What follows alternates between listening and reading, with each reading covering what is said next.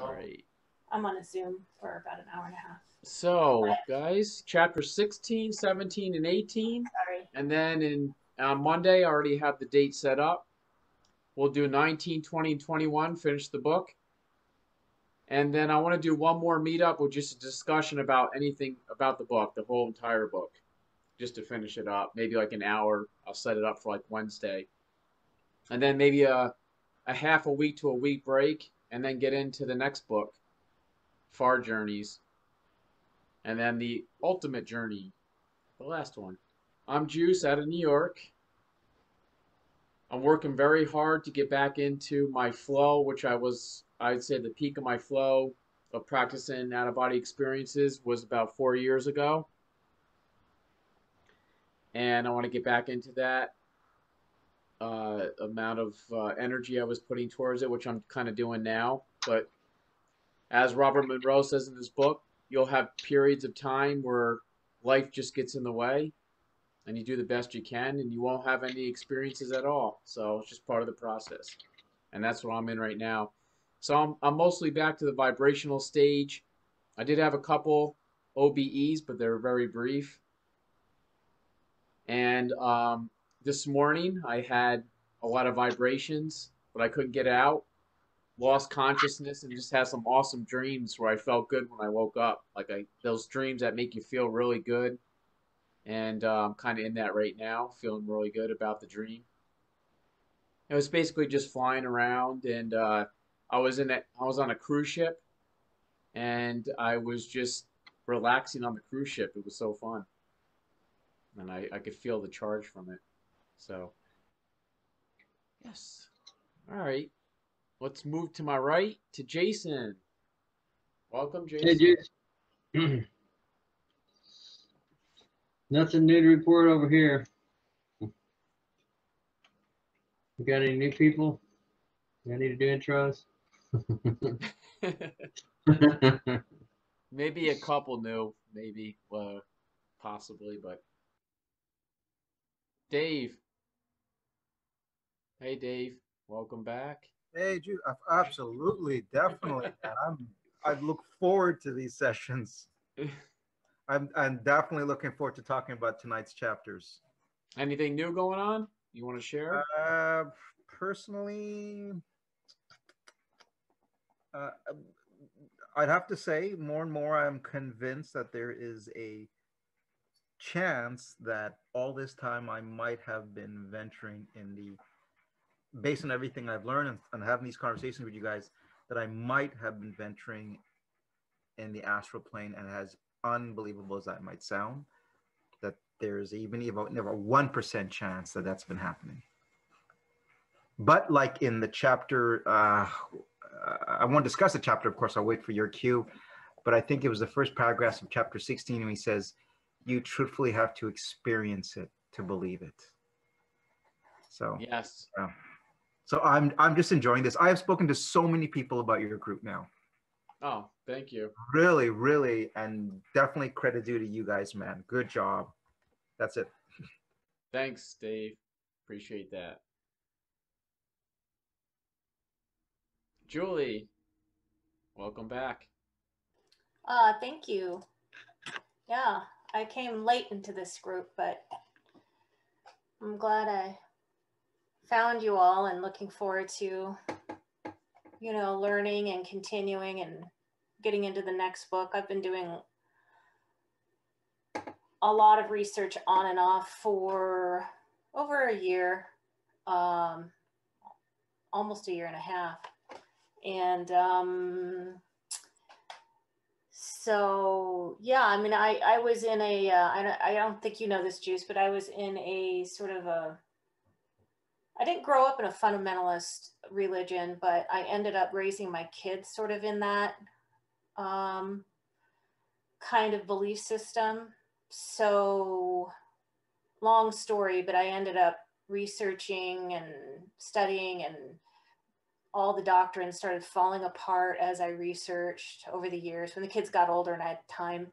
And I realized that how much I wasn't buying into anymore. And then lost a bunch of friendships because there's excommunication and shunning involved and ostracism involved in the religion I was kind of, in, believe it or not, even in the just a regular fundamentalist religion, Christianity. And went through a long, at least a year of grieving the loss of lots of really dear, close friends that I had known for a couple decades.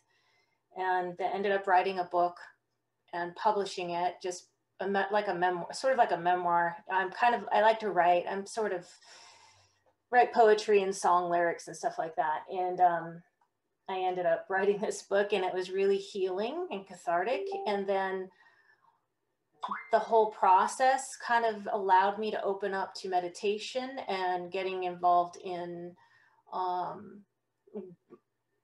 would say again, I mean, back in when I was in my early 20s, I was interested in this kind of stuff, but I never really looked into it because I don't know, just never did.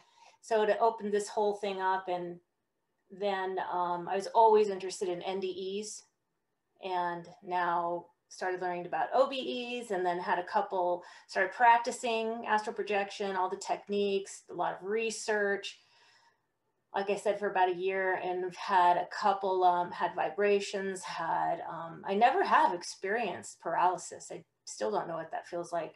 Maybe I have, and I just don't know. I just don't know it. A couple times I did, was successful. And it's just so random though. I don't know why. Some days it's like I'm there in that moment and it's all clicking, and then some days it's completely not there. I don't know. No idea why. Yeah, Monroe talks about that in his book, being there, having it happen, and sometimes he just can't get into it. So life gets in the way. Yeah, it's very interesting. We'll have to keep going, but I'll be curious to know if any of you know anything about shamans. So I don't see any. I'll be curious to know if you know what those are, what a shaman is, and if you've gone to one, if it's helped you in. Yeah, it's helpful. I recommend it. Did it help you? Jason, would you Yeah. say Freddie was a shaman? Oh yeah, definitely. Yeah. He's practically licensed if they had such things.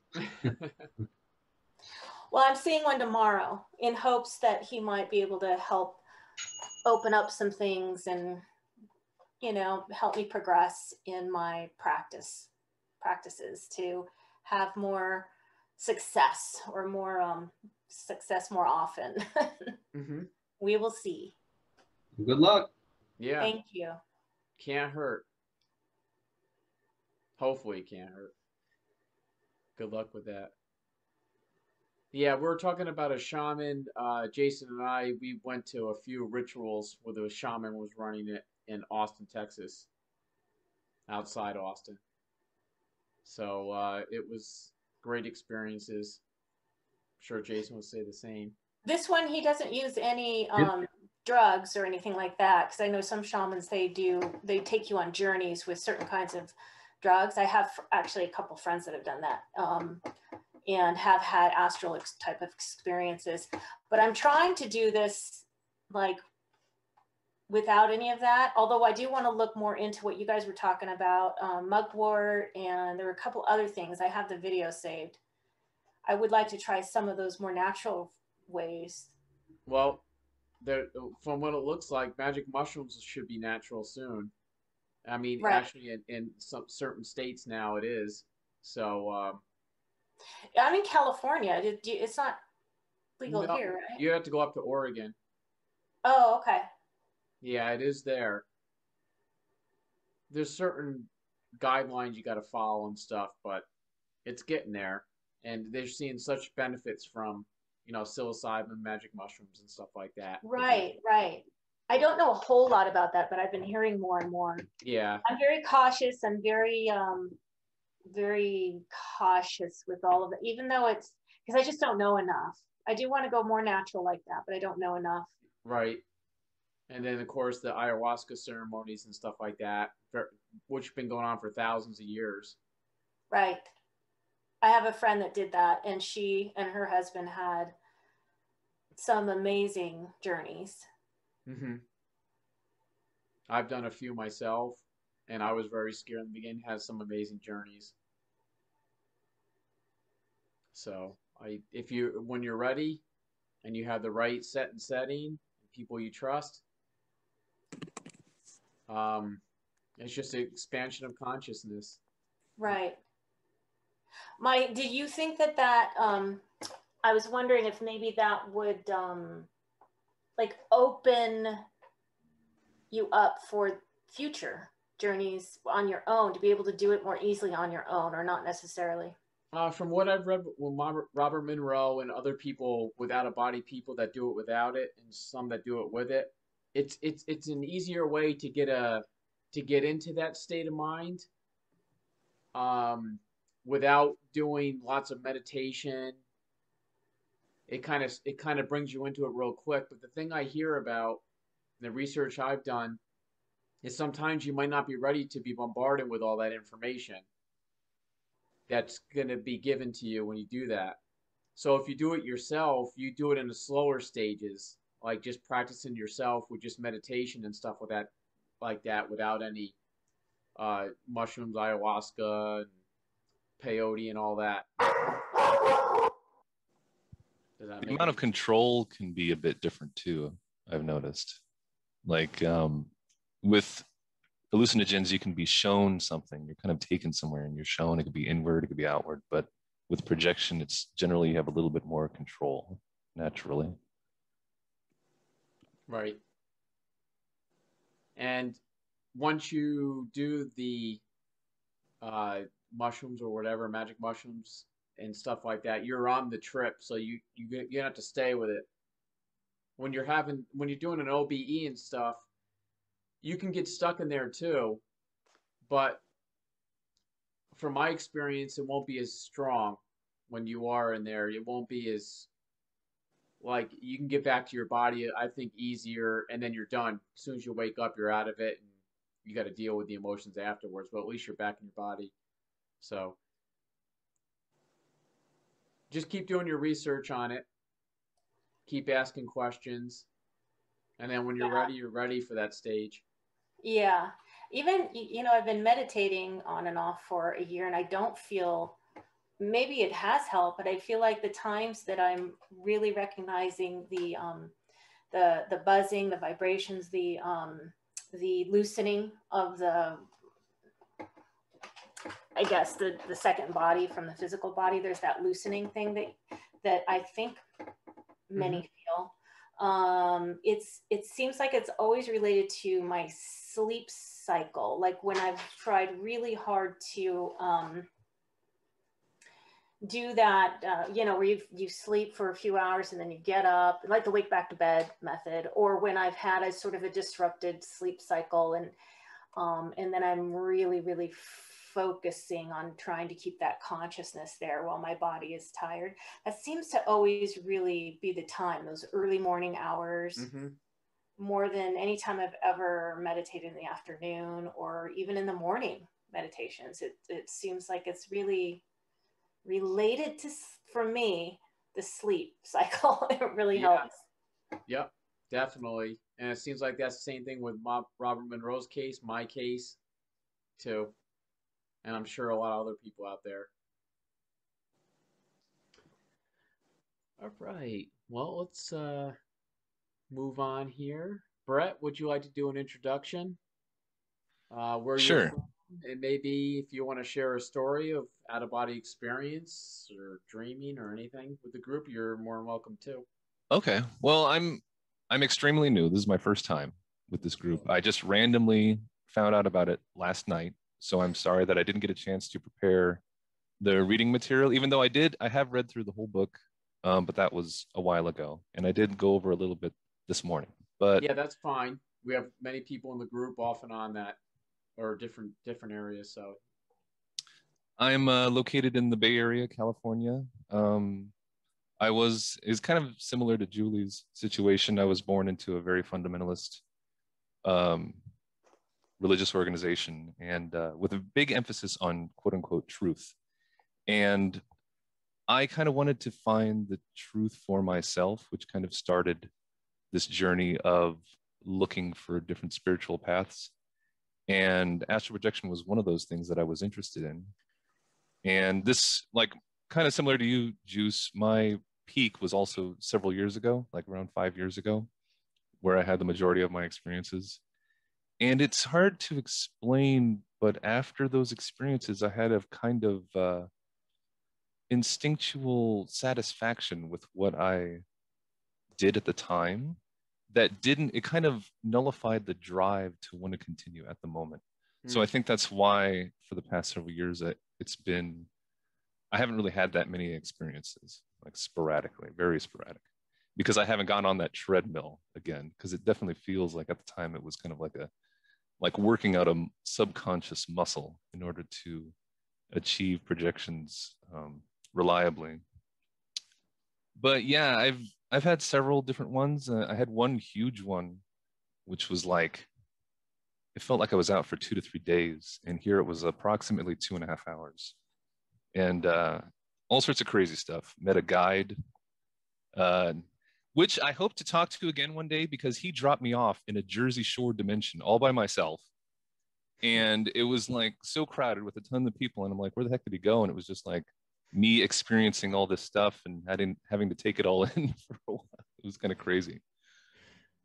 But yeah, I mean, that's where I'm at now. I'm still interested in it. I like talking about it. I like hearing other people's experiences and kind of taking an aggregate of that information to increase my own knowledge of what is happening, you know.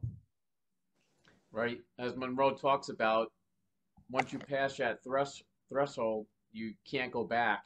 So it's always with you, even if, like you said, we have down times. It's always in the back of our mind, like, okay, what else is going on out there? I want to go back and experience more.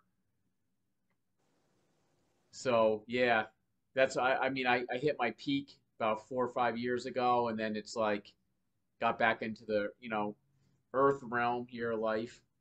And now it's, of course, never goes away. I'm in it for life. Want to find out more. So thanks, Brett. Hi, Marty.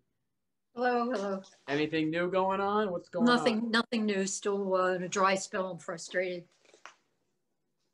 Well, that's new, right? Dry spell that we all have them. So still obsessed with contacting the deceased in case anybody's got anything to offer there. Mm-mm. Does anybody want to say anything to Marty real quick about that before we start? Sure, Marty, it's Dave. I'd like to say I believe it's possible. So don't give up hope. We're there behind you, supporting you, okay? Okay. Marty, have you ever seen a medium or anything like that you trust? Yeah, about 7 or 8 of them, actually. Yeah. Were any of them convincing or helpful? I get just enough of a little teaser that there's stuff they could not have known. There's stuff, and 2 of them even had the same thing. Like, I'll give you an example. We had a pickup truck that we pulled a travel trailer, and we had a nickname for the truck. It was Max. And so I go to these mediums, and they do what I call widow schmoozing. They want to comfort you. They think that that's what you're there for. Tell you, yeah, your deceased is there and proud of you and blah, blah, blah, and all that stuff. And you're like, yeah. And then one of them is going along, and yeah, he's with his mother, and they all tell you that. And then big silence, and then, who's Max? Just like out of the blue. And I thought, wow, that's something, but I thought it still could be a lucky guess. And then I went to another one, and I had exactly the same thing happen. The who's Max. It was like 2 of them in a row, and their tone of voice and the big pause and the knitting of the eyebrows first. And so I had a number of those kind of things, but then the rest of it, there were so many misses and so much what I call widow schmoozing that just is condescending as far as I'm concerned. but I know they think that's what you want to hear. So yeah, that's my experience with mediums. So I've had just enough that they're getting something, but it's coming through this filter, you know, which our brains filter everything. And it gets tangled up in the translation, I think sometimes. You know, they get a little bit and the rest of it's wrong. I don't know. So yeah, it's a frustrating experience. I think the through the OBEs is now like my only last shot. That, but and I don't even have a lot of hope for that. But I don't have any other good options unless anybody knows any. So. How long ago did they pass? A little over a year. Okay. But I mean, I've gotten, as I told some of the other people in the group, I get lots of like visitations and signs that are very, very clear. But again, that's just, it's not enough, you know. Mm-hmm. In fact, most of the reports that I've had, that I've read and so on from people who have met with the deceased have been very unsatisfying for them as well. Like Robert Monroe's, you know, he saw, I guess it was his uncle or something like that, wasn't it? A couple chapters ago. And he got a few minutes and then the meeting was over and blah, off they went. And, you know, and you hear that sort of thing. And that would just not be enough either. Yeah. So. Well, on the flip side, there's also a lot of really good accounts where people have contacted their loved ones, went out of body and had very good experiences too. So it's definitely in the realm of possibility, just with the sheer amount of people. I haven't heard any of those. I haven't heard any of those. Oh. So if you know where that information can be found, it would be encouraging, should we say. Jürgen Ziwe, I think, is a really good author when it comes to that, because he sees his mom over and over and over in his books, and it's really encouraging and interesting to see. He goes there so often he can see her grow and develop even after death. It's pretty incredible as a being. Yeah, Ziva's awesome. Yeah, I've read a lot of his stuff. I'll have to go back and see if I can find that. What was that author's name, actually, please? I can write it in chat, so that'll help. Yeah, I didn't tell anybody that my reasons for being here, but my special needs nephew passed away 13 years, and that's a big reason. I'm trying to remember the books. I think it was Multidimensional Man. Okay. Yeah. It was one of them. He's got podcasts now. He's doing like afterlife questions, and he's on like episode 20 something. Yeah, people ask questions about what's going on, and he'll tell them. It's neat. Check those out. Cyrus Kirkpatrick is another one that also talks about the afterlife a bunch as well. His are interesting too. Put his name in chat. Right. Thank you. Thanks for doing that, Brett. Thank you very much. Yes, thank you. Yeah, Marty, from my experience, just stay with it. I would like to contact dead loved ones one day too.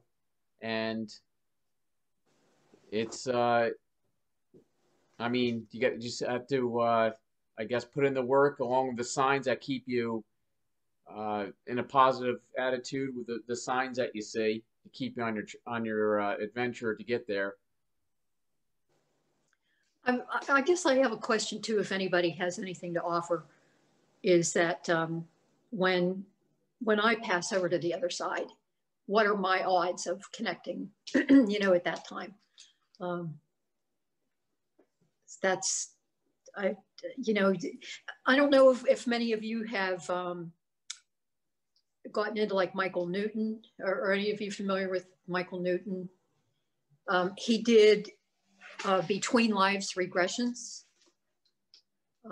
There's a lot of stuff on YouTube and stuff that's written that he's got, you know, a number of books and so on, but he was a psychiatrist who was using regular childhood regressions to help people with their problems, and had always been an atheist and a non-new ager.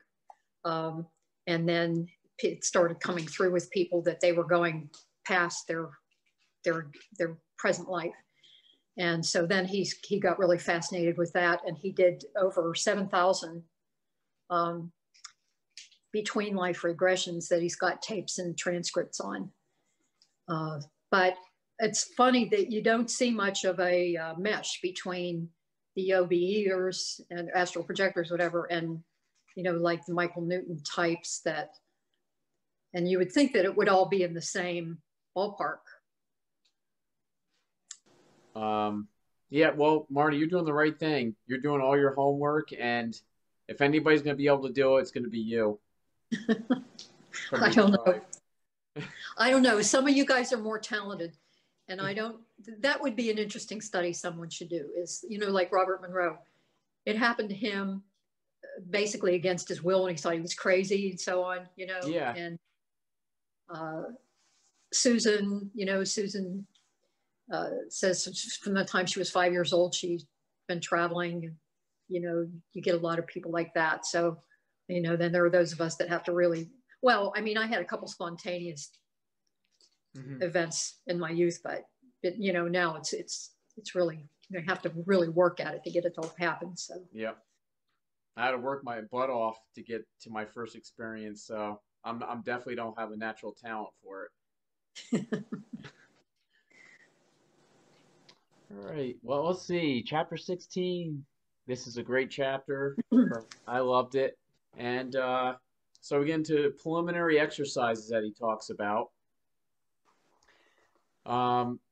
So I like this is pretty true here. The only possible way for an individual to appreciate the reality of the second body and existence within it is to experience it himself. So you got to do it yourself. Somebody calls you crazy or this or that, like, I know there's only so much you can tell somebody about this. They have to experience it themselves. And he says here, Marty here, obviously, if this was an easy task, it would now be commonplace, which it's not. So you can tell it's not an easy task for most people. And I definitely agree with that from all the research I've done with my groups and stuff in the past. But it definitely pays off if you put the time in. Would anybody like to say anything about that? One thing I'd like to mention when it comes to when he talked about it not being an easy task, I think one thing that is beneficial for us to think about is that we can achieve it. I think it's something that everyone can do.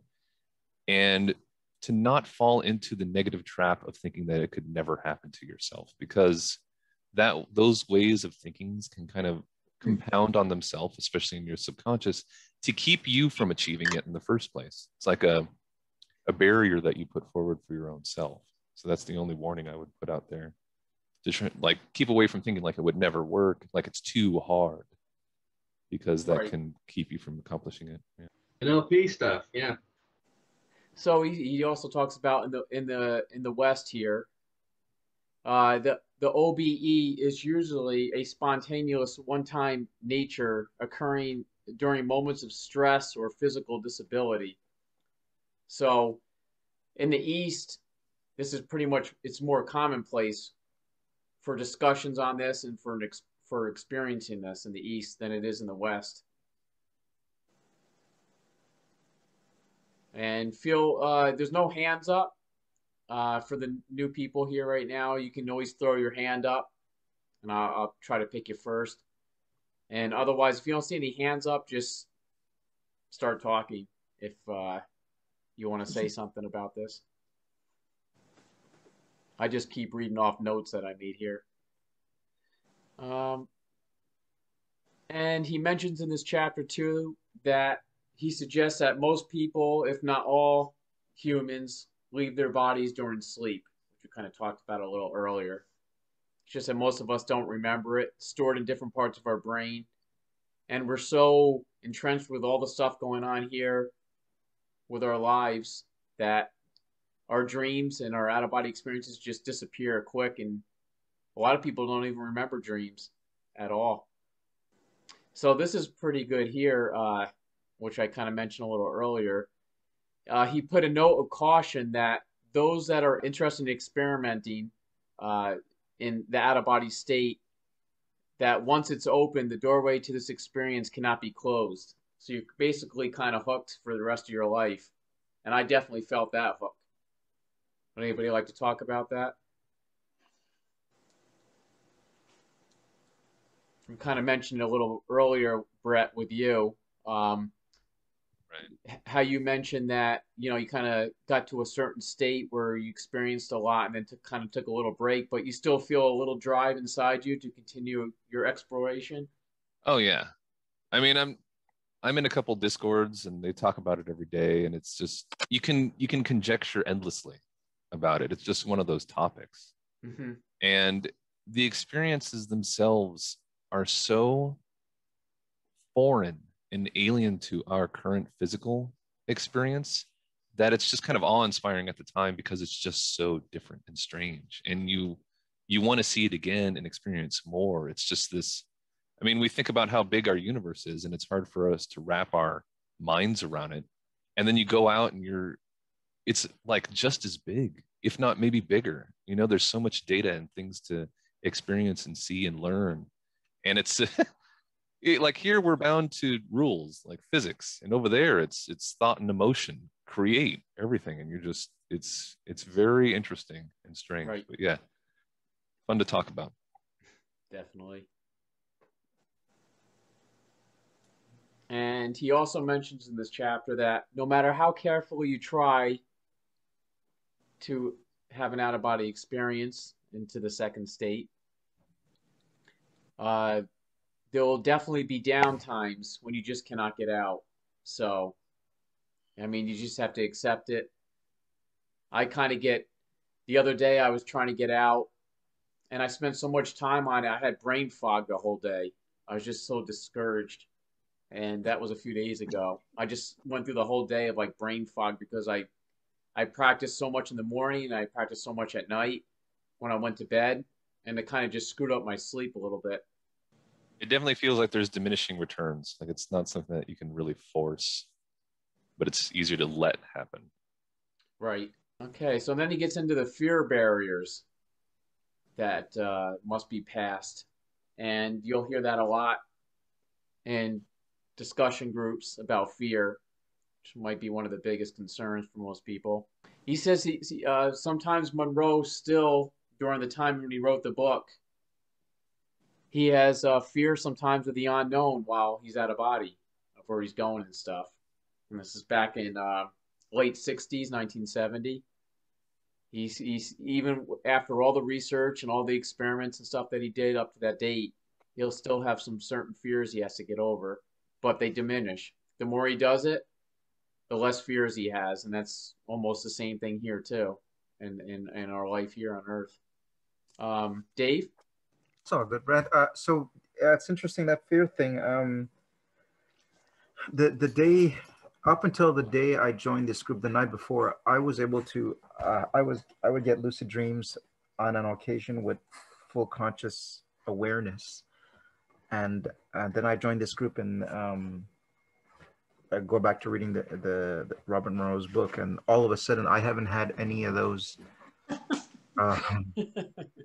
So I wonder. I don't think it's a bad thing. It's actually giving me an opportunity to stop living with all these questions, because when you see those kinds of things and you experience those kinds of things, and it's like you keep getting more and more questions that you can't answer.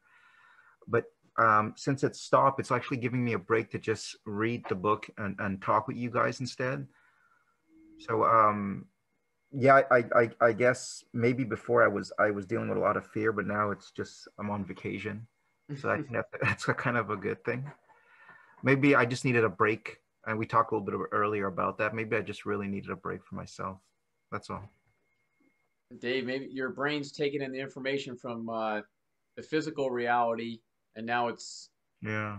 it's conflicting with the subconscious to the superconscious, as he calls it, realities. And yeah, you're taking a break to reprocess that, maybe. I think so. I like my anxiety level has dropped significantly over the last 2 weeks as well. Awesome. So that's it. That's interesting. I can converse with the group a little bit more than I did when I first joined here. Yeah. Yeah.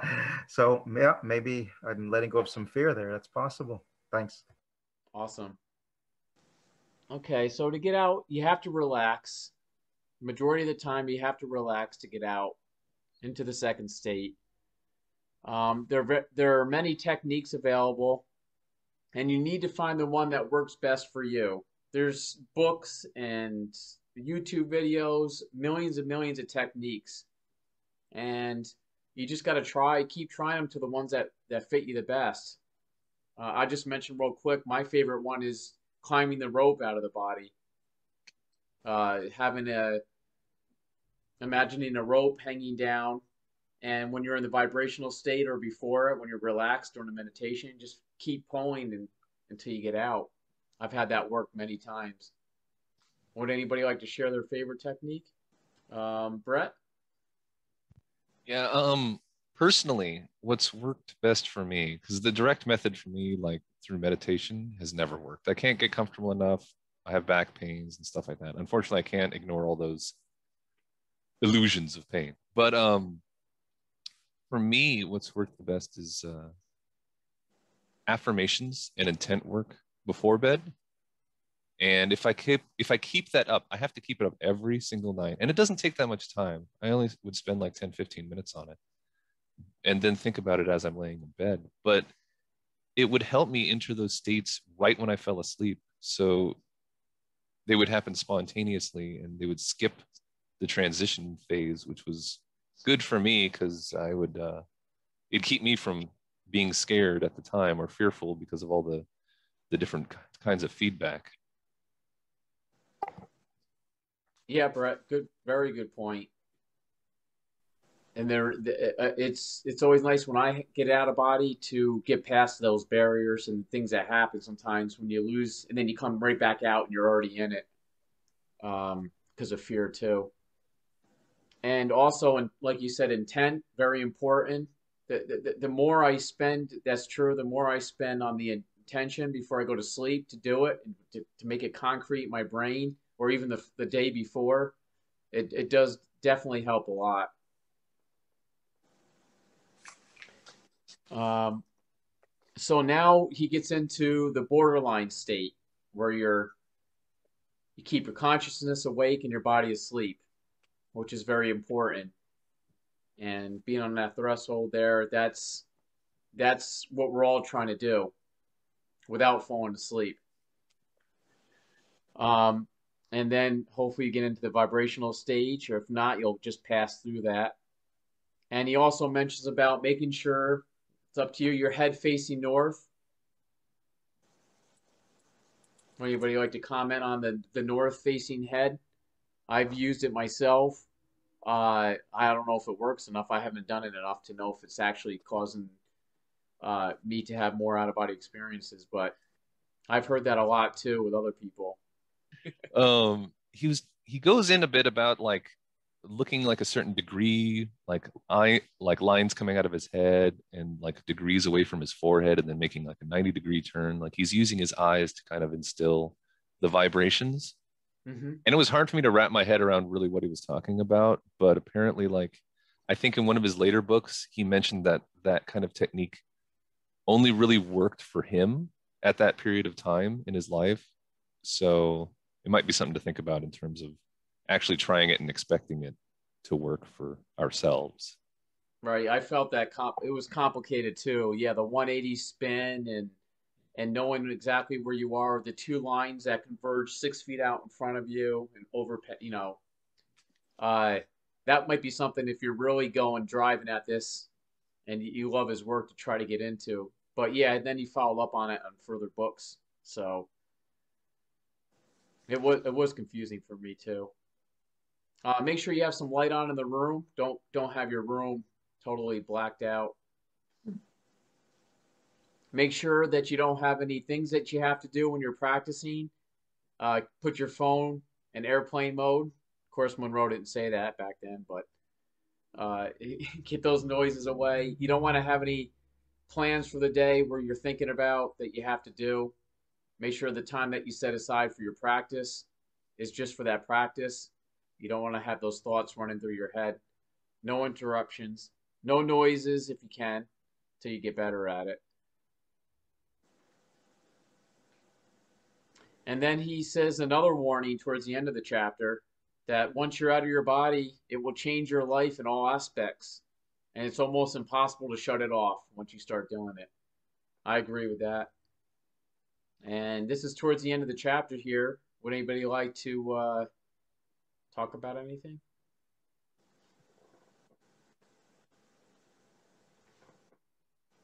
Otherwise, we'll move on to chapter 17. Actually, sorry, Juice. Yeah, Forgot. Dave, go ahead. There you go. I can't remember. Is it in this chapter or is it the next one that he talks about going from the going from being awake to from consciousness to subconsciousness? Is it this chapter or the next chapter? I'm trying to remember. I think he kind of gets into all that. I don't remember which. I thought it was two of the chapters that he talks about that, but not sure. Okay, I Let's just see. I know it's in one of these chapters. It's either this one or the next I one. might see if I made a note here. And the only reason I brought it up is because one thing I've noticed is that regarding how you sleep, if I try to meditate lying on my back straight, as opposed, sorry, if I try lying on my stomach or my side, as opposed to lying on my back straight, forget it. I'm just, I can't go anywhere. But if I lie straight, and if I tilt my head, um, slightly tilt my head where I'm facing a little bit more than straight with my head, I start getting that weird sensation phenomenon around my brow, between my brows, the forehead feeling, and it gets really, really, really intense, like as if somebody was poking me with their finger on my forehead. And that only happens if I lay straight on my back with my head tilted. And then if I meditate quite a bit over weeks in that position, the poking head feeling will actually start happening while I'm walking in the streets. I still haven't figured out the connection, if there's a correlation between the two. Well, I know that on your back is the preferred method of doing it, laying like you talked about on your back, and then the side, and then the last would be the stomach. It sounds like something's triggering your third eye, possibly. You might call it. Yeah, that's what I've been told. But I also want to comment, I'm going to try that climbing the rope thing. Yeah, it's a that's right, Brett. It's not painful. It's just really, really, I've had that since I was 4 years old. It was really strong pressure. The less I meditate over the months, it goes away, but the more I meditate, the stronger it gets. Right. And then it'll reach a point where I can be walking around and I'll start getting it at the oddest of moments. And I can't explain it. Yeah, because your attention's towards it, and then that's where your pineal gland is. So, some of the techniques is focusing on that area of your head, Right. and then once you start doing that, you can feel it a lot easier during your regular days and stuff like that. Or some of the meditation techniques are focusing on your hands and feeling the uh, uh, what's it called? Like your hands asleep. You can actually detect your hands better. The energy flow through your hands and stuff, and then sometimes you can't even turn it off. Okay. Okay. So it's just your attention is in that area.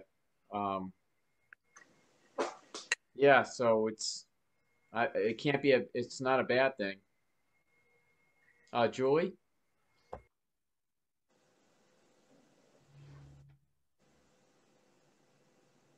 Oh, I was just gonna say I relate to the feeling of the pokiness in the what they call the third eye area, and I've heard that there's activation going. It depends on your take, but there's an activation and an opening up going on there. And I've heard that sometimes it's easier to project depending on how open you are in that area, as well as the heart chakra. I'm still learning, so I don't know. I mean, I know some people really that's what they feel is going on, and then and others are they don't buy into the chakra and the energy body kind of stuff.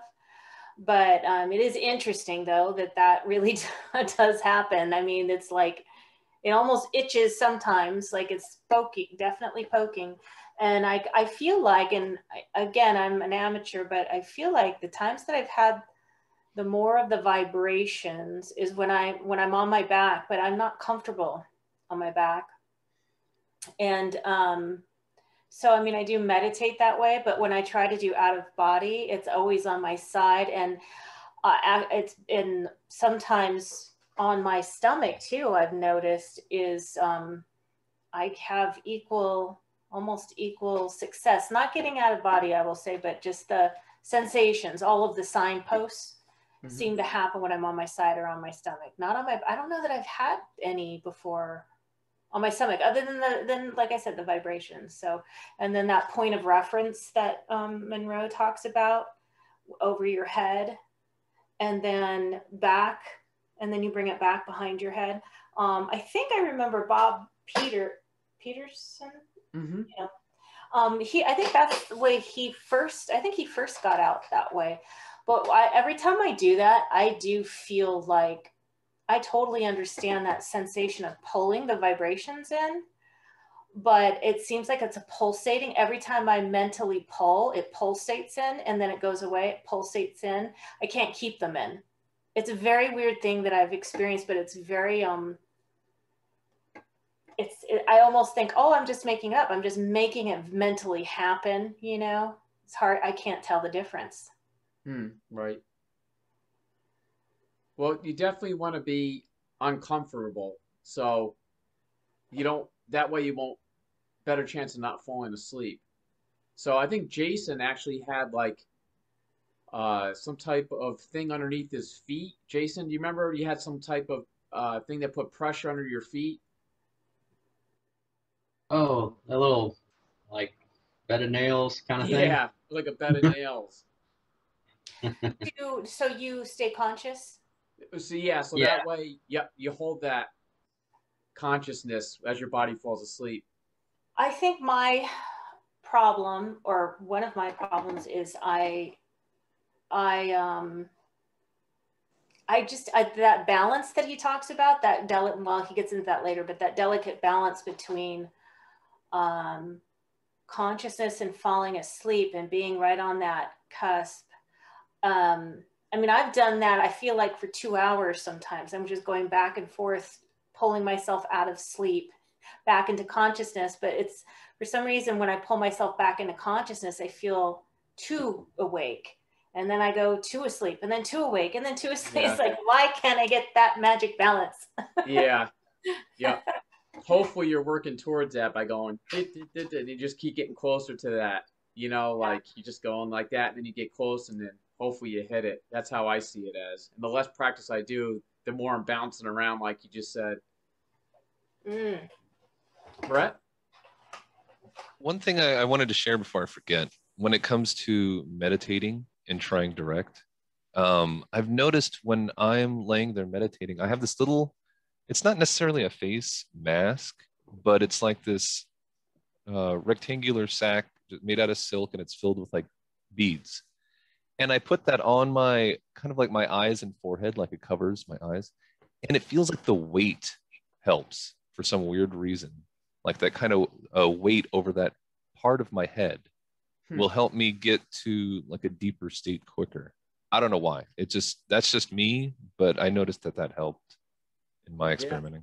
Yeah, that makes sense. Everybody's got to find that little thing that kind of holds that consciousness, body asleep area.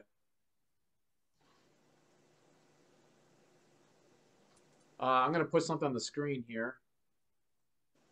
Talked about. Page 208 here. The difficulty here lies in, in the maintenance of the delicate edge between sleep and complete wakefulness. All too often you simply fall asleep, and that ends the experiment for the moment. So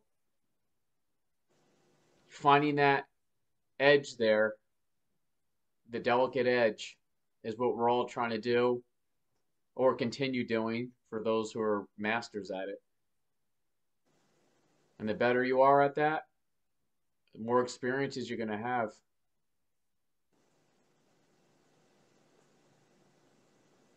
And then he talks about, different things about lying down. So let me stop this here. All right, let's get into the next one here. Next chapter 17. Let me pull it up here.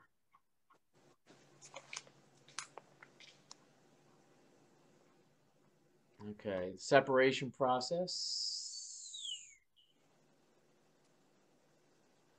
So, chapter 17.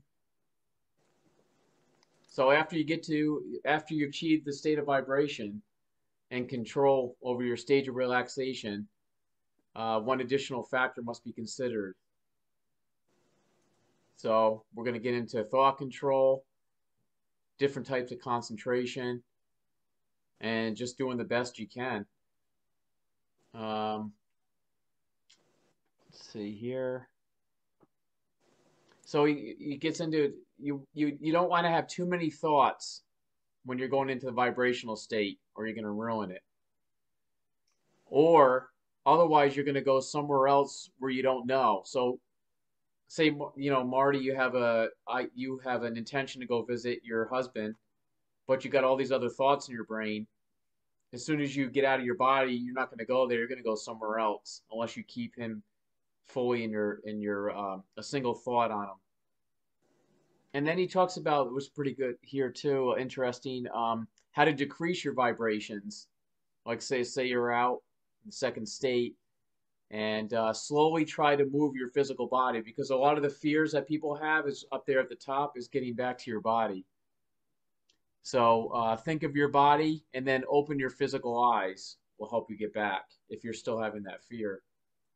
And then he gets into the different techniques to exit your physical. So you'd have to go through, there's a lot of different techniques. Try to find the best one that fits you. Always think of your physical body if you want to return, especially if you're having trouble getting back in. Monroe talks about a few times where he had trouble getting back into his body. So that's a good technique to use if you're having a fear, or if you're getting stuck. I've gotten stuck out of my body once before. And I remember staying calm because I knew this information.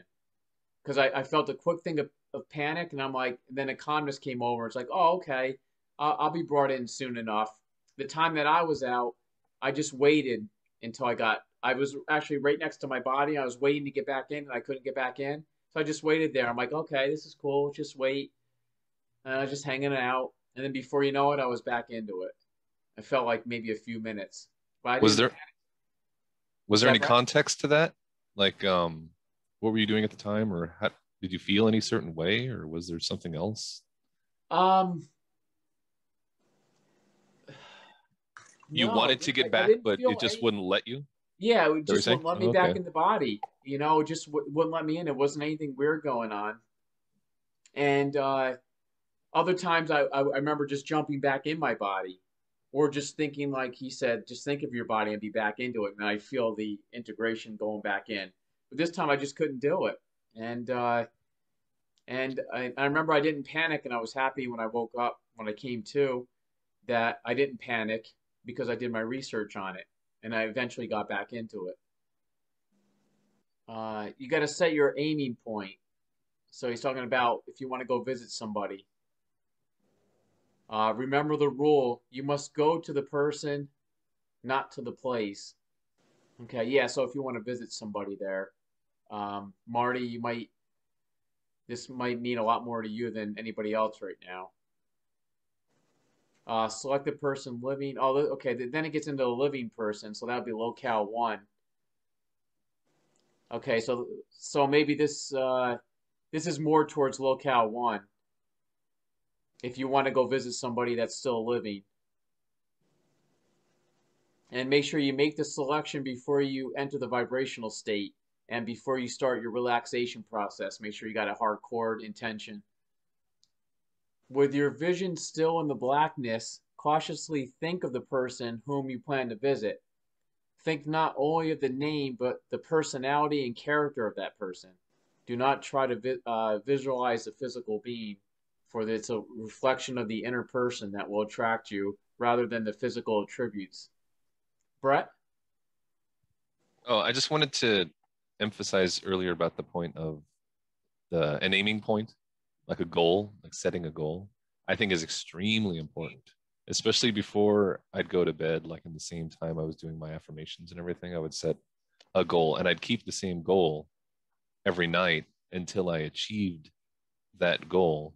Because if I change it around too much, then the chances of me remembering the same one would be less when I got out. Because especially it felt like at the beginning of going out of body, sometimes my rational mind is affected, where if I don't ground myself and everything, I can kind of forget what I wanted to do. And then I would wake up. If I didn't have a goal and I wasn't moving forward, trying to accomplish something, I had more chances of waking up personally. Mm-hmm. So I just wanted to, yeah, emphasize that writing down that concrete goal. No ifs, ands, or buts. No using any kind of when or going to, but very absolute goals that you want to accomplish. Very good point, Brett. I'm at that stage right now where I'm getting like kind of angry that I'm not having more experiences. So that makes me want to make sure the intention there is even stronger and stronger and stronger the more I'm doing it. And the goal too of trying to keep it to one thing. Like my goal right now is to get out and go in my father's room here, and he actually puts a item in the room for me, a random item that I'm trying to get out. So my goal is to get out and go see that item and come back to my body. So that's what I'm working on right now. I've done many experiments like that in the past, and I hope it works. Yeah, some with great success. And one with Jason when he was. We set up one with Jason, which turned out pretty good. All the techniques that he's come up with, Monroe and stuff, to this date, there is no explanations to why the techniques work. Perhaps in the years to come, interested and curious physicists, chemists, neurologists, and other science will develop workable theories to fit the action. If enough people undertake to examine it, and empirically, perhaps a new science will result. So we're 30 years later here. And what do you guys think? 30 years later, after writing this book, where do you think we stand? I've been reading a lot, like in Bob Peterson, like, is it real or is it imagination and all that? It seems like even the experiment you're trying to do is as if where you're going is to the identical physical world that we perceive we live in here. And the thought that I would have is that you're actually going to the next dimension when you astrally travel. You're not in this exact same dimension, so you're not going to see the exact item that your father put there. Now, maybe your experience has worked that way, but I've read this from a lot of things that people say that they come out and they'll see like their living room or their bedroom or whatever, but maybe the carpets had got a different pattern on it, or like that's what happened to me. I have a flat ceiling in my bedroom, but I had in my travel, it was a vaulted ceiling. And I was sleeping on the other side of the bed in my projection instead of the one that I actually sleep on. Just little things like that it seems to me they're barking up the wrong tree, trying to experiment with things on this plane when you're going to another plane. I don't know why nobody, thinks about that. Yeah. Well, locale 1 is supposed to be the physical plane that Monroe talks about, and it seems like a lot of people I know that get into this, including myself, want to do that first, for kind of like a self-verification for themselves of what's going on. But do you have a choice? So when you travel, do you have a choice what plane you're going to? According to Monroe, I get the idea that yes, you do. And the better you get at it, the better you'll have situations where you'll lose control, and you'll go to locale 2 or 3 or 1. But when you get better and better at it, you'll have a choice of which ones to go to. I know most of my experiences have been in locale 1 since I've been doing it, and that's where I like to be, because that to me, that's what interests me. For you, Marty, it looks like locale two, according to Robert Monroe, is where you're trying to get to majority of the time. Um, let's see, Julie, you have your. Go ahead, Julie. I was just thinking about what Marty said. Like I said before, I've read different people, so it kind of blends together, and I don't know who said what, but from what I've understood, the physical dimension that we, or the focus one that we project to, is not the exact. It's not going to look exactly like this one. There's a couple theories, and one is that this is like an overlay. There's a physical, there's this dimension, and then there's this physical dimension sort of overlay that can cause things to look a little differently. But I also read, I don't know how they put it, but it's like if something was very prominent or very important, like a clock or a figurine of some sort, or whatever, and back in the 1800s or early 1900s, whatever, and it was there for years and years in this same spot, and then you project into your room and you're like, well, what is that object? I've never seen that before. And it's maybe sort of a leftover residual energy from some object from the past. I don't know if any of you have heard that before. And then I have also heard that read that it is better to start with projecting into this physical dimension first, so you can kind of get the hang of it. And then even when you go into the next dimension, or I don't know if it's focus two, is what I have read. It's called, it's more of your subjective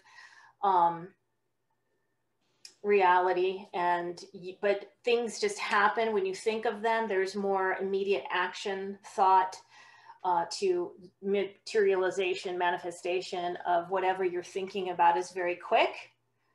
And there is still some of that, I guess, when you project to even the higher levels, when you go into a collective sort of consciousness where there's independent entities sort of doing things, you have to be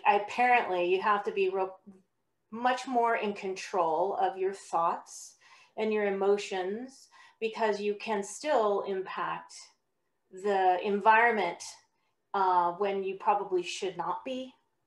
I don't know if anyone is familiar with any or has read any of this stuff. Mm-hmm. Yeah. Yeah, very, very good points, Julie. I've heard some of the different things that you were saying. Let's see, Brett's got it. Brett? Yeah, I just wanted to, Juice, did you say that was your father that you were performing the test with? Yes, I'm doing the test with my father. He's helped me out with it. And he's somebody that doesn't really believe in this stuff too much. He thinks it's like hokey pokey stuff.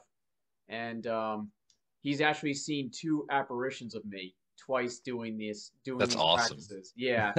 So his views are starting to change. And now he's curious of what I'm doing after seeing me twice out of my body. The only thing I could think of to suggest from like theories and what I've been reading from all the authors and everything is the object that he's hidden. If he could take just a second out of the day to go look at that object and study it for a moment and then continue.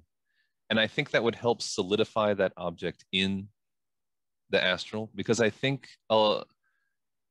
it's kind of weird because we can theorize about what everything is happening, but I try to liken it to radio as an example. Like if the physical is one frequency, right, on the dial, all the way on the left. And you can turn and focus. When we're going out of body, we're changing our focus. And it's going in between all these different frequencies. all of them exist. They're all overlapping each other, just like radio. All the stations are there, but we're only focusing on one at a time when we tune into that station. And the locale one is really close to the physical, it sounds like, where it looks most like the physical. And that is a good place to do those tests. But I still think that when we pour our energy into these kind of objects, it helps them appear there easier.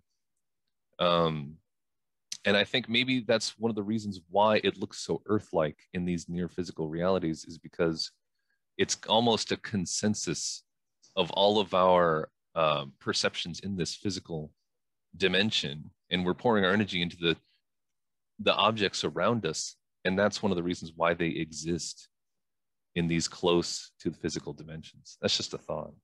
Right.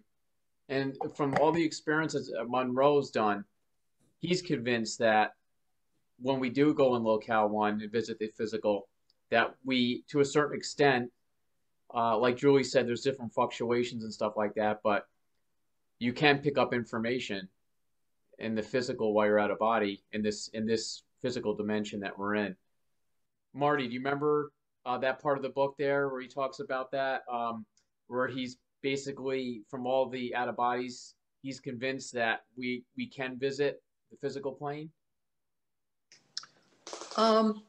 You talking about like the locale one thing? Yeah, the locale one, when he did experiments with his friends and stuff, and he saw. Yeah, like I recall him going to a certain woman's bedroom, I think it was, but Yeah, then pinched her. but then the shape was a little bit different, or was a little bit longer or something. So I guess the thing, again, that was sort of my point, is it's not exactly the same. Definitely, yeah. When people are trying to have these scientific experiments, they want it to be exactly the same. Yeah. They want, Yep.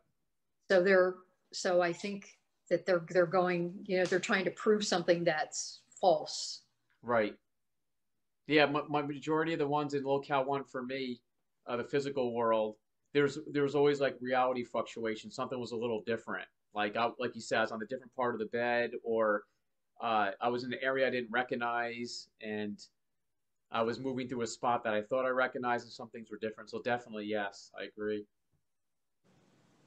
The thing would be, these people, if you can get them interested enough to even want to study it, that are trying to be so scientific about it, would be to teach them how to project. Yeah. Because until you actually have the experience, you really can't put it into words. You can't understand it, how real it is. That's what, yeah. And Monroe emphasizes that so much in the book, off and on, about that point. They all want to say that you're dreaming. Yeah. Yeah, your dreams feel real, blah, blah, blah, but yeah. Well, the other thing is that, like, there's the human factor. I mean, science is great for, studying, physical things, because, when you do something with physical objects that are inanimate, then, you input X parameters and you always get Y results, and then you use your data to figure out why that happened. But when it's people, there's so many variables from instant to instant, their state of mind, how were they feeling that day? Were they sick? Where were they standing? That kind of thing. It's like if science tried to prove that, you can make a 3-point basketball goal, it would not exist according to science, because, the guy can't hit it every time. Mm-hmm. So it's like science, to put that kind of onus on human research subjects and use that as disclaimer is just ridiculous. It's more of a psychology thing that should be studying it, rather than like physics, I guess. Good point, Chase. All right, guys, let's get in the last chapter for the night, chapter 18, analysis of events. So how did all this happen for Monroe? How the heck did he get himself into this out-of-body experiences and stuff? This chapter explains it, what got him to this point. So he talks about some things that might have happened to him when he was younger that might have possibly brought him to the point where he is today. And I thought these are pretty interesting, the points that he brings up. So basically, when he was younger, he had two strange things happen to him that he brings up. when he was 8, he dreamt of in one of his dreams a colored television before they even came out, and that always stayed in his mind, like something that um, strong that it was able to stay with him. So when the color TV finally came out, and then he remembered when he dreamt about that when he was in his earlier years, that made him question his reality a little bit right there. That was very profound. So number 2, um, if you read this, he needed $2 for a party. So he was stressed out about the $2 he needed to go to a party. Right. And then he just kept the intention, like, how am I going to get this money? I need this money. I need this $2. So upon awakening the next day, he had a vivid conviction that $2 would be hidden outside under an old plank. Yeah. And then he said, well, what do I have to lose? He went outside, checked out the plank, lifted it up. There were ants and bugs underneath it. And what'd you know? $2 were underneath there, $1 crisp bills. So those were 2 profound experiences he had before he got into this OBE stuff. Would anybody like to comment on that? All right. I never had a dream, but I remember before CDs and CD players came out, I had envisioned that. I think that was just an entrepreneurial spirit. I didn't dream about it though. But when they came out, I'm like, yeah, this is what I was talking about. I wouldn't know how to do it, but that's exactly what I was thinking in my mind. I don't know how I came up with it, but hopefully you're getting some royalties for it today. No, afraid not. Monroe starts to get into his teeth. An experience or a situation where he got a lot of his teeth capped, and he started wondering if the metal fillings have something to do with, which we talked about earlier, the tuning of the second state condition by the movement of your jaw. So the movement of his jaw and the amalgam fillings that were in his teeth could possibly maybe help him get out of body or get to the vibrational state easier. I thought that was interesting. And I've heard radio stations and stuff before when I'm going through the vibrational state and you start getting flooded with all these weird things, noises and stuff. I heard it clear as day a few times, a radio station. And I'm wondering, I have amalgam fillings, and I'm wondering if my fillings are actually picking it up like an antenna, and I can hear it.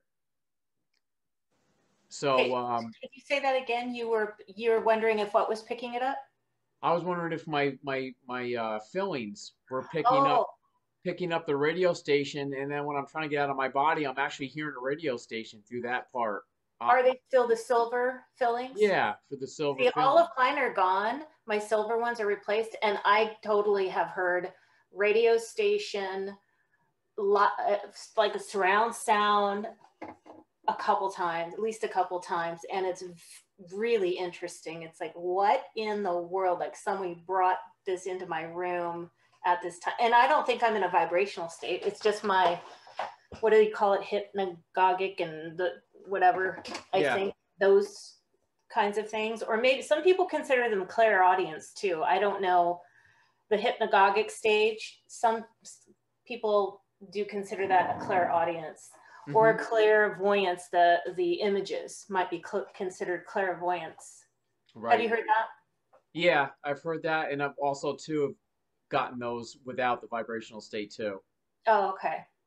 And I try to make a note to myself to write down what they're saying to see if I could, like, bring it up to like a certain part of the country or the world or something like that, if I can like verify that. So I almost got to a point where I remembered some of it, but then life got in the way and I stopped practicing. But that's my goal, is to be able to do that, to start writing that down when I hear stuff like that. So you can make sense of it when they're talking? Because I've never been able, I know it's all words that I understand, but I can never string it together to make any sense. It's a little tough. Yeah, but I remember sometimes it made sense, and I'm like, I have to remember this. I want to Mm. remember this, and it depends how long the experience is if I can remember it. I will say that I have created some beautiful lyrics during this time. But I never, then I wake up, if you will, and come to, and I don't, but when I'm experiencing them, it's like, oh, this is beautiful. Okay. And then I come out of it. I'm like, what? I don't remember. I don't remember any of it. So maybe it was just my imagination that it was beautiful. Maybe it was Right. trash. But a lot of people have come up with songs and stuff like that from dreams and states like that. Yeah. So I've I'm read sure that it's as real. well. Very interesting. Definitely. All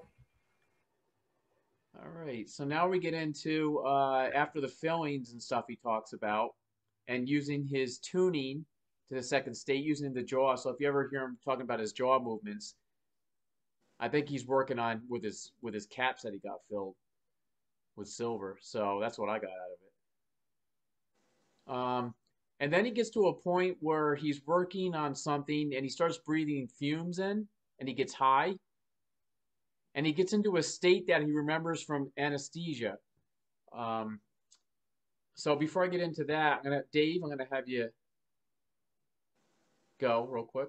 Okay. Well, Yeah. not quick. Don't. No, that's cool. I think I mentioned my first session here that I live with cataplexy.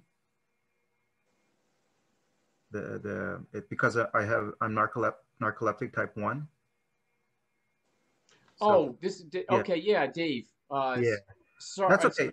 No, no, no, it's okay. It's okay. I said it so long ago, it's all No, good. no, no. I remember, Dave. I thought Brett was talking for a minute. That's why. Oh, okay.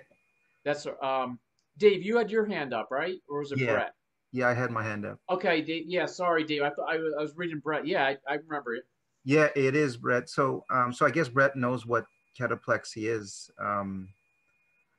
So hypnagogia, those states, I deal with audio and visual hallucinations as I'm falling asleep or I'm going from consciousness to subconsciousness. So that waking thing there, I deal with that quite a bit. And unfortunately, individuals like such as myself can eventually develop, depending on what type they have, schizophrenic mental disorder because they think they're going crazy. But I've been reading so much about it that I'm hoping that I'm not going to develop schizophrenic mental disorder. But that state, yeah, I've dealt with hearing music. My memory recall for songs is unparalleled. I don't have it as much now, and I haven't had it in the last couple of weeks. But it's almost like an overload for me at times. And unfortunately, unfortunately though, I've never again entered what I believe is initiated astral projection, even by experiencing that. Um, yeah, that's all I have to say. Well, uh, Dave, if you're if you get into this schizophrenia, at least you'll know that I would see it as you're controlled and you have a lot more experience than probably most people out there with that disorder. And if anything, you could probably be a great help to them to maybe possibly embrace it. Yeah. I mean, is that something to embrace? Maybe because you're tapping into other dimensions or other, uh, other things that aren't that bad. Well, for many decades, I used to just tell myself that there's a medical explanation for this. I went through a plethora of tests through the, well, I'm sure you guys have figured out by now, through the military. So a number of sleep studies, and they had determined that, and that's how they found out that I had cataplexy, is that my brain, like many other people that have cataplexy, we go from 0 to 100. If I had to quantify the number, 0 to 100 speed, when we put our head down and fall asleep and we bypass the whole REM cycle, and within 10 minutes, 10 to 15 minutes, I'm in the delta wave. So hopefully like you're saying, that I don't get too crazy, and it's an explanation behind why I produce a lot of cortisol when I wake up, because it's like you're in this dreamland of incredible bliss, and then when you wake up here, your anxiety level is through the roof, because it's so different. You know, it's a level of happiness that is beyond words. But again, like I said, the last couple of weeks have been very relaxing for me. Well, it sounds like when Monroe says when he goes to that place in locale too, where he doesn't want to come back and they force him back. It's so beautiful.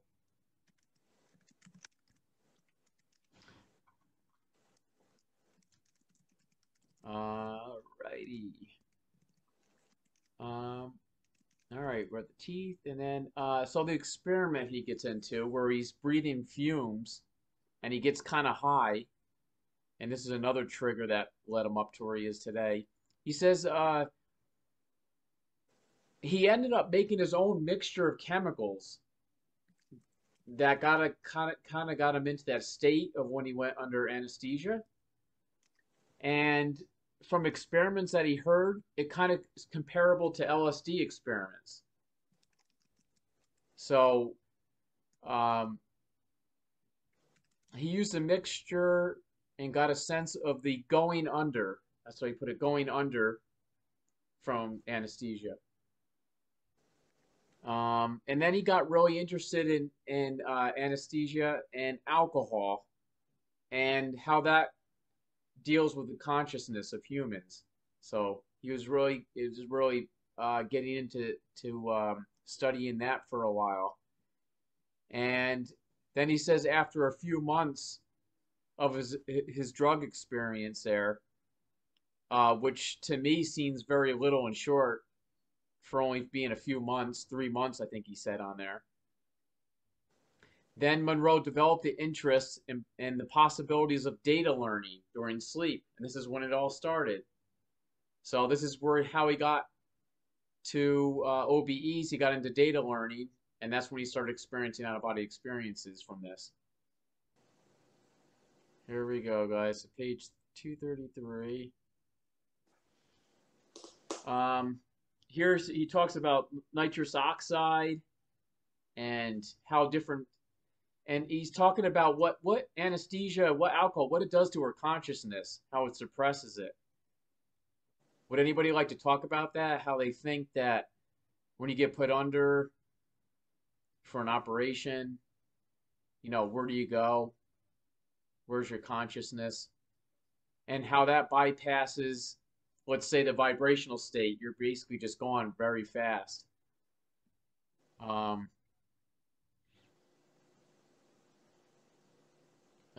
Right here, the part in the pink here, this is where the 3 months after his drug experience, which by then was almost forgotten. That's when he developed his interest in the possibilities of data learning during sleep. So this is how his whole life started, right here. This is where he got to, and then how he continued on. Nitrous oxide is laughing gas, if I remember correctly. Yeah. Some people do that recreationally. I don't know where the heck they get this stuff. Sounds like fun.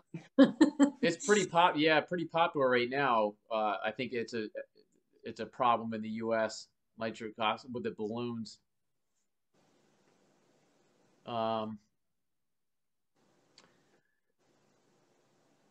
Anybody like to talk about this here? How Monroe finally got to this stage in his life? Oh yeah, I was going to bring up something here, and I don't know if anybody ever heard this. In the 1990s, there was a machine that came out called the Learning Machine. Has anybody ever heard of that?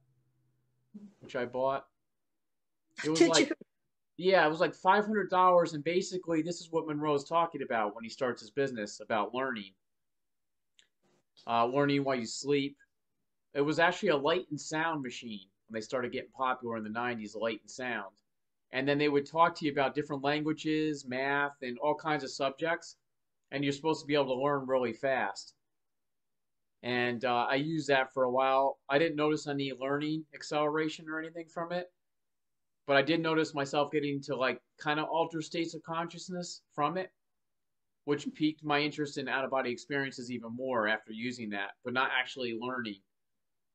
So it's kind of funny how Monroe started out by wanting to learn why he's sleeping, and it ends up turning into finding out about out of body experiences instead when he was trying to learn why he slept. So yeah, that came out. And did anybody ever hear of light and sound machines when they came out? Light and sound. That basically it flashes lights. You put on this device. It flashes patterns of lights, and it plays certain types of tones at the same time to the lights flashing. And you're supposed to be able to learn. It's supposed to put you in a different type of state of consciousness to learn faster. And then after getting into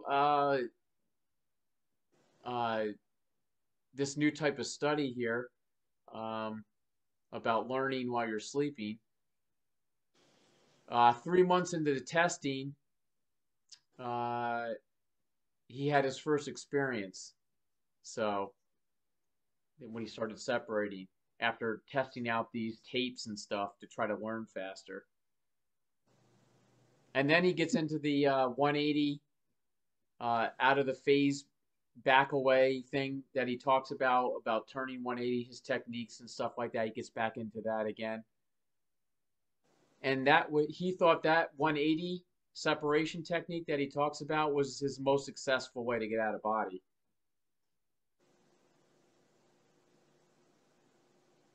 And he discovers that humans survive death. And once humans survive death, they go to locale 2, he mentions. And then he gets into how he gets caught up at some points of his life where he gets preoccupied with life's material affairs, and he doesn't have much happen to him. And that's about sums it up there for chapter 18. Would anybody like to bring any thoughts into this? Questions, concerns, experiences?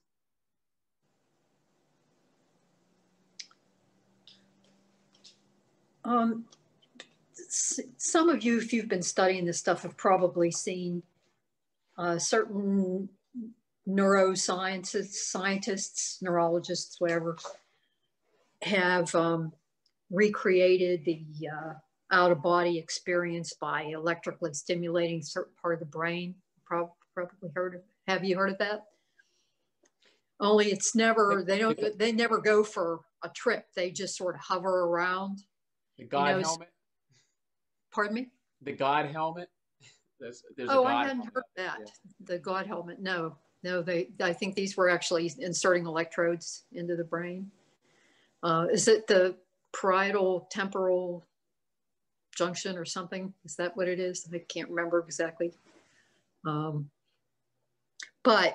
they never take off and go flying. They just sort of hang around, and they compare it to the rubber hand experiments. Have you ever seen the rubber hand experiments?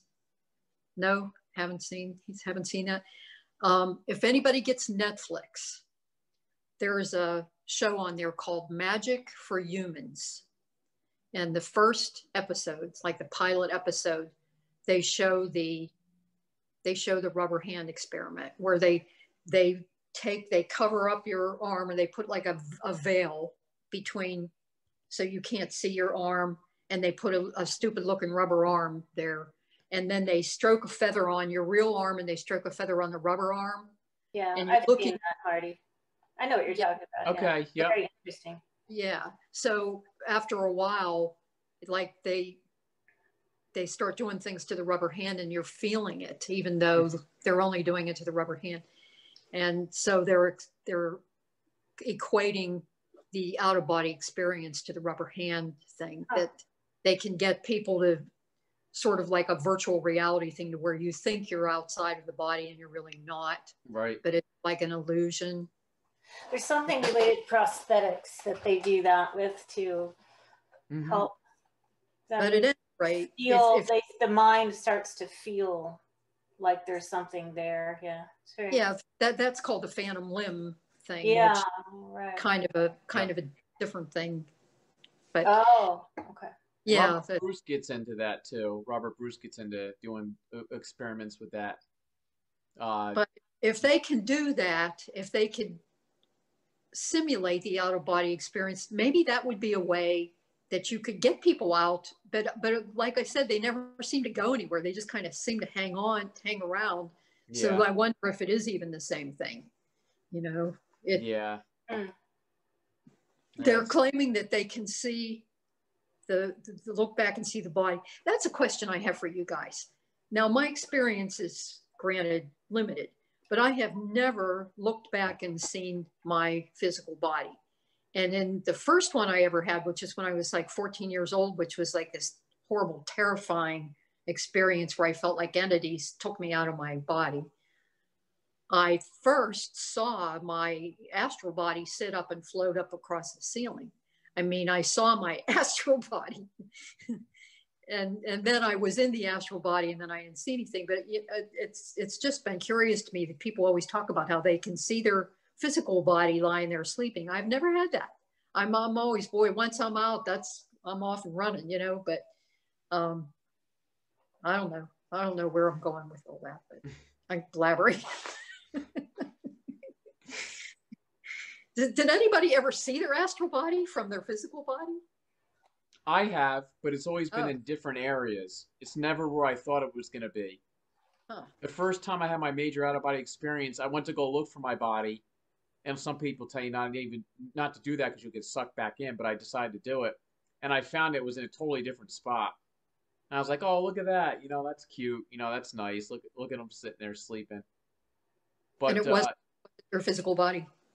Yeah, I've never gotten out of my body and actually gotten out right away, turned around and looked at it. I've never had that happen yet. I haven't seen mine, Marty.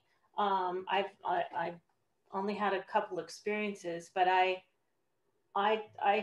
definitely heard myself breathing my physical body, because my astral eyes, my non-physical eyes I had not opened them yet, but I heard my physical body breathing below me, but right after I exited. So wait, so Juice, were you saying you weren't in the same position, or you weren't even in the same bed? I wasn't following that. Both. I wasn't in the same position or the same bed, but multiple times I found my body, but my body was somewhere else, and it wasn't in the position I thought it would be in. Was it you think it was one of those overlay kind of things? Yeah. Yeah. Definitely some reality fluctuations going on. Wow. I'm going to recommend Frank Keppel. He followed Monroe, and he simplified all of Monroe's focus areas to 4. Well, really down to 3. He said Monroe didn't have a focus 4. And I'll put his link. I just think he's really, he has a lot of good stories, but they're online. He's passed away, but some of his followers put his work online. Okay, You're going to put that spelling? You're going to put it in the chat, the spelling? Yeah, I'll put the link that I found a lot of good stuff from. If you want to. Have you guys heard of the Astral Pulse? I've heard of it, but I'm not sure where. Yeah, I've heard of it. Yeah. Okay, I guess he contributed quite a lot on that before he passed away, but he has had some really cool adventures that he talks about.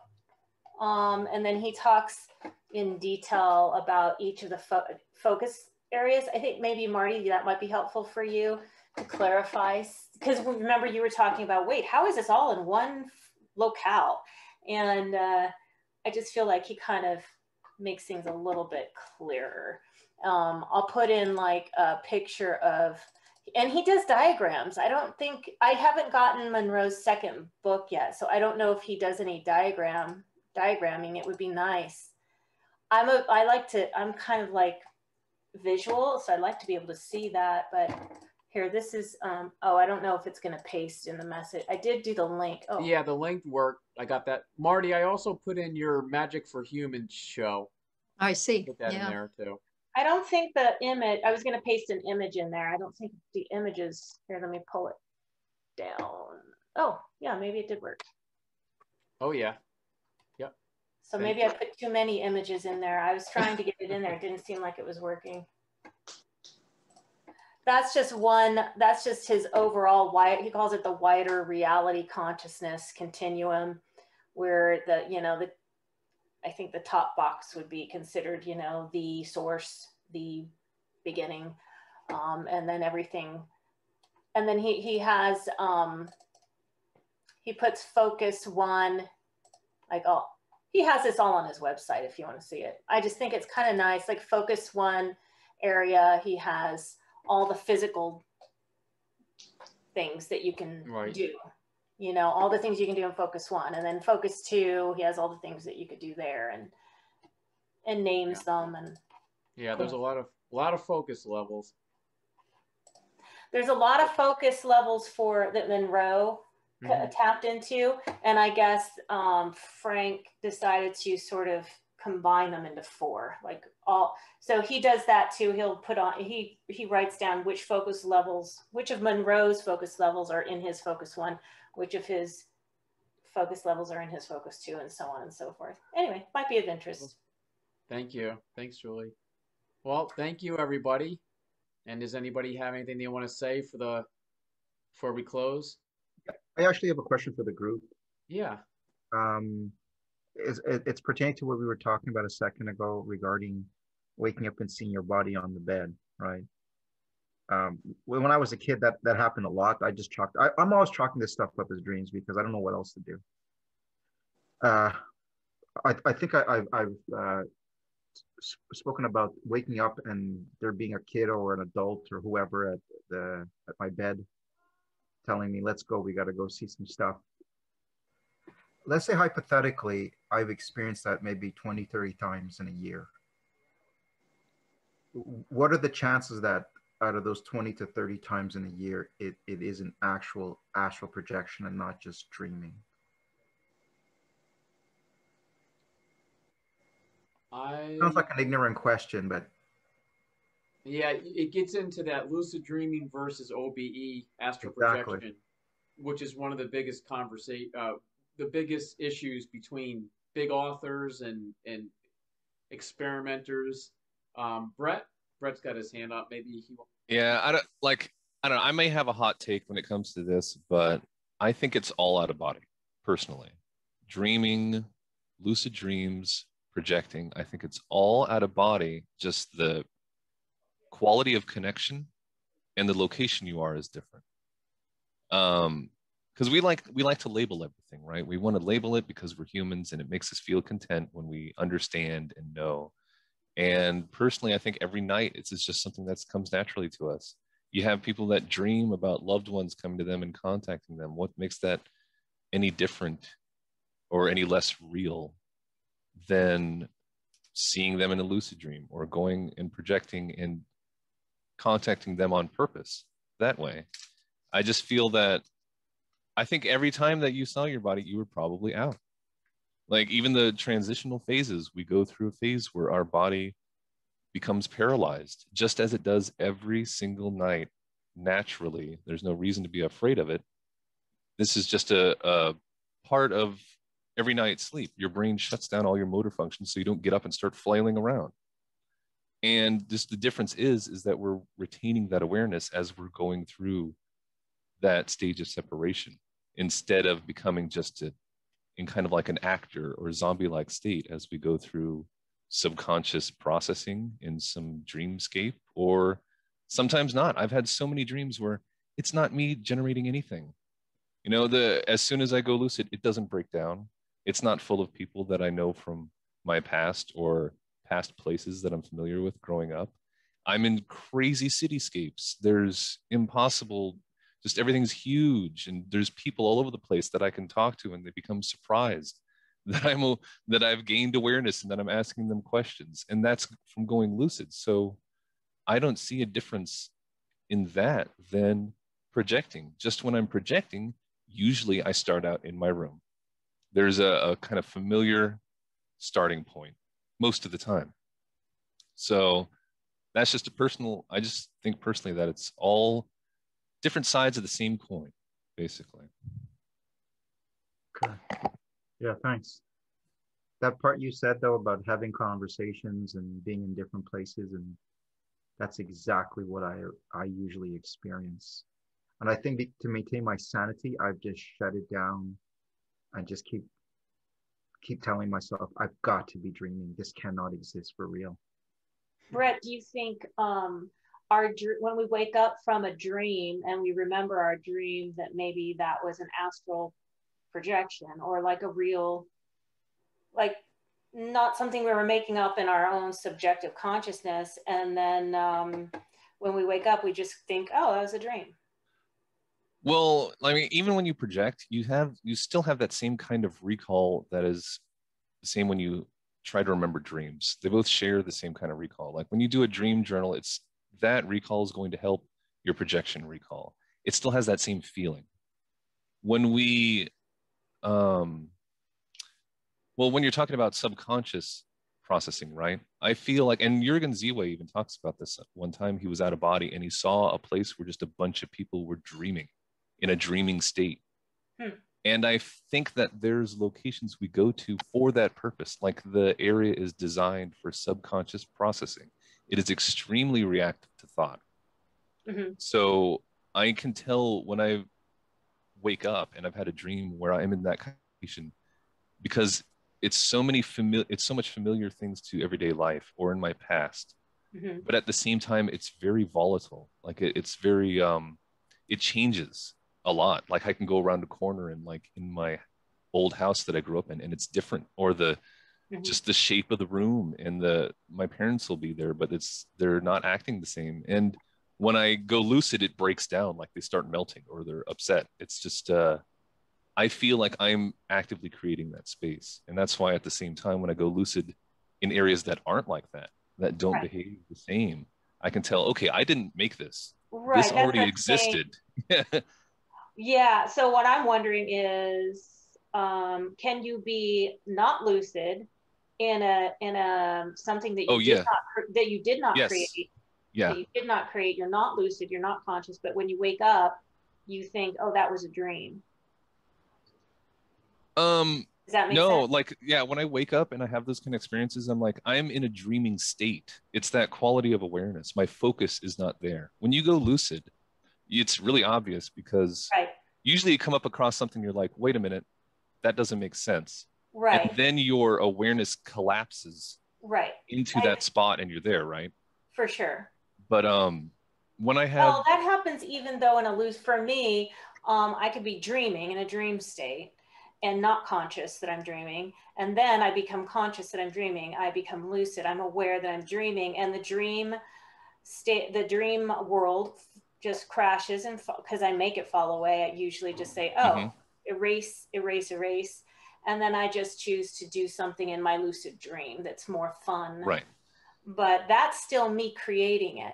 Exactly. So I think what some would say is, like you were saying, is it's not really a location as much as you're adjusting the radio, you're adjusting the frequency so from dreaming, I'm not going anywhere. I'm just adjusting my focus, my consciousness to a higher lucidity. And then I wake up in my dream, and then I can go from a lucid dream, to something that I'm not creating. And then I'm refocusing. I'm just changing that channel a little bit, and I'm focusing in on something that's not, I haven't created, and it's all.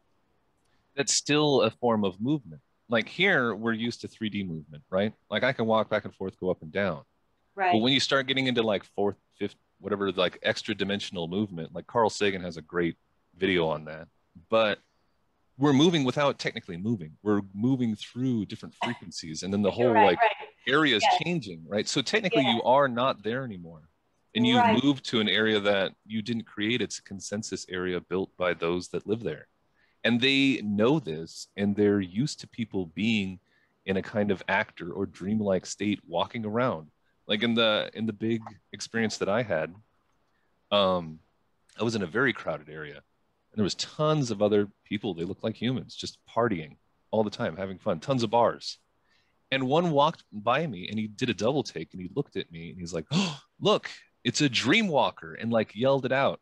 And they had Yeah. a term. And all of a sudden, I have 5 seconds of fame where everybody ran up and started asking me questions. I wish I can remember what they were asking, but Right. Right. so it seemed to me that they're used to that kind of thing. Like in that particular area, maybe it's not that common that someone walks through and is aware, but it Right. seems like they know when we're a dreamer or a tourist walking through. Yeah, Cyrus, when I was listening to some of his stuff, he was saying that you know, some people when he's projecting, they'll come up and say, "Oh, you're one of those astral projectors," and some even think that have said, "Oh, you're from the Earth plane," or they call it in his experiences where the astral plane is the true beautiful Earth, and that we are sort of this we have to live on this ugly disgusting earth compared to where they are. They have like a duplicate. Those were Cyrus's experiences. Well, because we're human, right? Like we're on one planet and we're kind of in the boonies, even if in our own galaxy. And there's how many galaxies, right? So we're going when we project, we're heading at least to the familiar, right? Kind of Earth-like scenes. Yeah. I went to a very Earth-like area because it's kind of natural for me to go to those kind of places. It's what I'm used to. I am walking around. I don't need to walk when I'm out. And I did practice flying and moving through walls and stuff like that. But it's those kind of attachments that we're used to right now because we're tied here in a body that we kind of take with us. And even people that pass on create Earth-like areas there because they're taking that familiar with them when they pass. So you'll see big consensus areas that look just like Earth, same kind of Yeah. city. Yeah. Frank Keppel, the one I gave the site to, he talks a lot about that as well.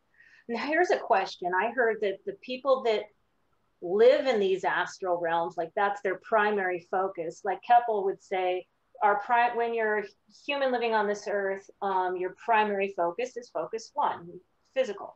And when you die, your physical body dies, all that happens is your primary focus switches to focus three. His focus two is still not the area of where you might what you're talking about, astral projecting into focus three. That just becomes your primary focus. But I've heard that people who are basically living on that plane cannot fly. That only we from the earth who are projecting, or maybe from some other 3D place, projecting there are the only ones we can fly. Have you heard that before? No, but I mean I wouldn't I wouldn't really say that they can't. Maybe they just don't realize it. It seems like, at least from a lot of stories, that there's people that, I mean, one time one of them came down and starts talking to somebody in a city, and they don't realize that there's more out there than what they're doing. Mm-hmm. It's strange. Like even after we pass, we still don't get all the answers. You know, there's That's still growth. Exactly. You know, Yep. Mm-hmm. and it just depends. I mean, like even Jürgen Ziwe talks about going and seeing people that have passed, and because of their difficulties in life, like if they were addicts and things like that, and they just had a really hard time moving past that, they were still in that same kind of stuck state even after they passed, and were in communities of people that were struggling with the same thing. And it's not a forever thing.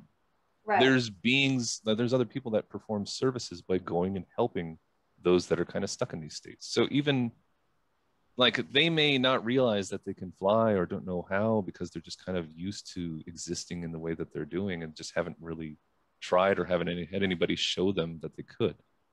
So Right. it's hard to, we don't really know, right? We're all taking stabs at the dark. There's no way we can actually truly know anything about how all of this works or what is happening. The more right people I listen to, you and Juice and you know, reading Bob's stuff and Frank Keppel and Cyrus and you know, I'm new at this, so I'm just like you were sharing in the chat. It's just endless experiences. So some people can be projecting for years, and then another person projecting for years, and they never see the same place. Yeah. There's so much out there. It's like being dropped in a bathysphere in the ocean at random, and you get to see a little bit outside of your bubble, and then you're brought back. So all of us can do that all the time and still not see everything. It's massive. If it's saving past lives, like you can go and see past lives, all of your past lives. Like if you wanted to live through highlight reels, you know, where you're actually put into your body as an observer and you can feel everything that you were feeling at that time in that life, see everything, experience all the senses. That is an immense amount of accessible data, just pure data. And to have that available for everyone is just, I can't even fathom how much information is there. And it's one of those things, just like how big the universe is, that's just hard for us in our imperfect forms to think about at this moment. A note from what Brett was talking about, all the data. I don't know how many of you have read any of Tom Campbell's stuff called My Big Toe, The Theory of Everything. Yep. Oh yeah. Yeah, that, I mean, the man could go on for hours and hours and not say a word. But, Oh yeah. well, there's another guy, Ken Wilber, same deal. Keep Yeah. thinking it's going to come to a really big point here, and it never happens. Anyway, the Tom Campbell thing, that's all I gleaned out of many hours of listening to him, was that there was all this data was a big thing, and that this was like a virtual reality experience that we were having. But anyway, I think we're all just using different terminology and labels for the same thing. Well, the interesting thing about Tom Campbell is that do I have the right name there? Is it the big toe guy? Is that supposedly he was one of the explorers with Robert Monroe. Right. Yep. Yep. So you would have thought he might have had more. I don't know. You know, Robert Monroe has a lot of actual things to say. Tom Campbell didn't seem to have much. But well, kind of back to the point about the dreaming versus OBEs and recall. I know that Robert Bruce, and you know, he's the one that did the 90-day guide that Juice and I and some others had some real success with. He makes a really big point of what he calls shadow memory, but he just says that, you know, your dream recall and your astral projection recall use the same mechanism, and that you really have to strengthen that muscle if you're going to get anywhere at all. Right. It refers to as a downloading, right, Jace? Yeah. Mm-hmm.